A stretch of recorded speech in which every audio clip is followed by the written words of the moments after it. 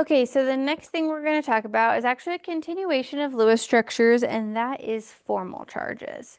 So I want you to do the same thing we did in the last one. I want you to ask yourself, what, if anything, do you remember about formal charge? Have you ever heard of that before? And then I want you to ask, what do you remember about it? So take a minute, pause this video, see if you've ever heard that word. Is it jogging anything in your mind? And if the answer is no, it's not jogging anything, that's okay, but just try. Okay, so formal charge is the charge an individual atom would have if the bonds were not shared. So what you can imagine is if each atom only got one electron from the bond, if the bonds were split evenly, what would happen? And the way that we calculate formal charge is we look at the number of valence electrons from the periodic table, and then we subtract the number of electrons and bonds from the Lewis structure. So number of valence electrons from the periodic table minus the number of electrons and minus the number of bonds, not the number of electrons and bonds.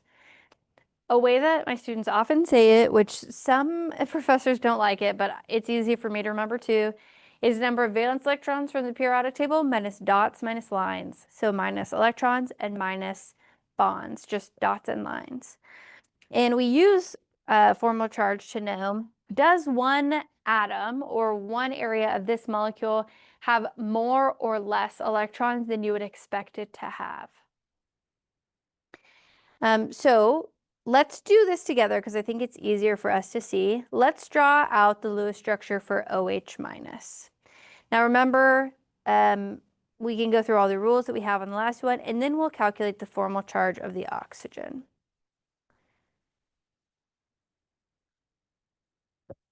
So going back to our Lewis structure rules, forgot to reset my stopwatch for making sure my video isn't too long because I want to respect your time. Okay, so this is OH minus. That's what we're going to draw the Lewis structure for. So oxygen has 6 valence electrons. It's from the 16th column. Hydrogen has 1 valence electron. And then if you have a negative charge, that also gives you an extra electron. If you have a positive, you have to subtract an electron. So 6, 7, 8 electrons total here. And because it's only 2 atoms, we don't have to worry about which one's in the center. We just connect like this. We put a bond between them. There has to be a bond connecting these. And that has 2 electrons in it. So we get to, I said minus 6. Minus 2 gives us 6 valence electrons left. Our hydrogen has its full duet, but our oxygen only has 2, and it needs 6 more. It's lacking 6 for its valence electron. So now we've put these 6 electrons to get it to having a full octet. So now we have a full octet here, a full duet there, and that's our Lewis structure for the hydroxide ion, OH minus. But the question then, after we draw the Lewis structure, I'll go back over here, is next we're going to calculate the formal charge of the oxygen. So let's calculate the formal charge of the oxygen together. So to remind you of that formula, it's the number of valence electrons from the periodic table minus the number of electrons minus the number of bonds. So the number of valence electrons that oxygen would typically have from the periodic table is 6. We're only calculating for oxygen.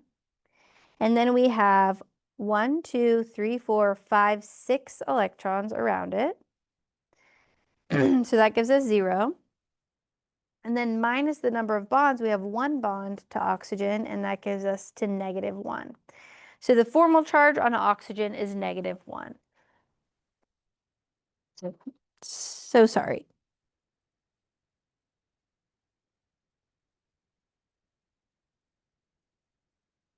There, okay. So the formal charge on oxygen is -1. So we know the formal charge now. Where do we put that negative on here? So where would you put this negative intuitively?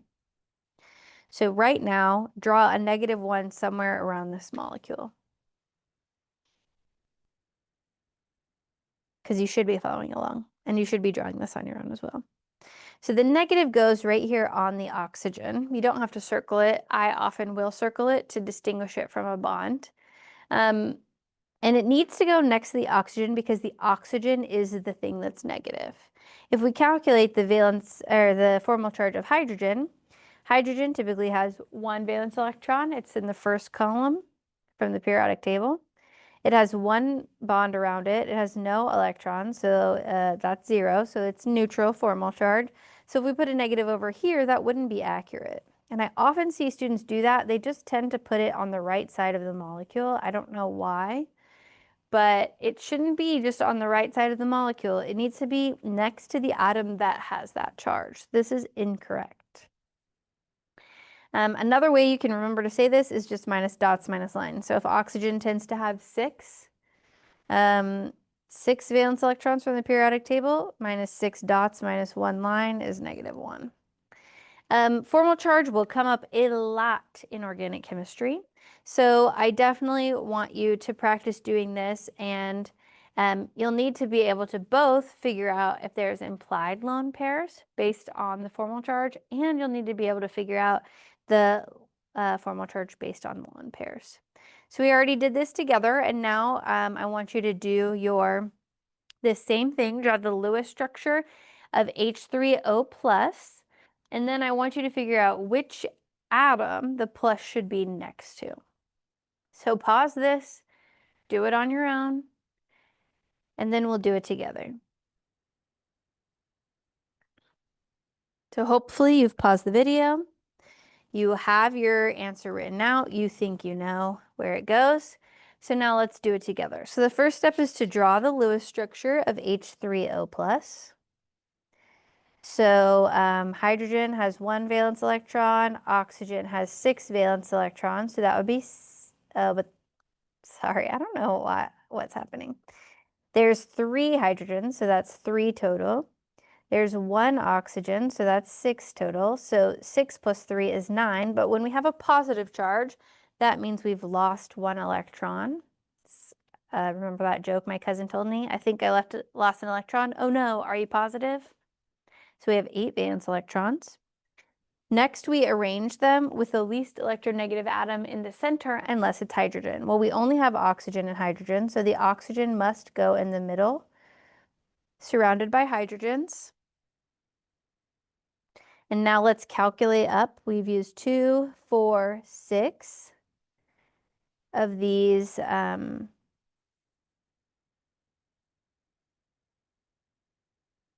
my brain just paused, sorry.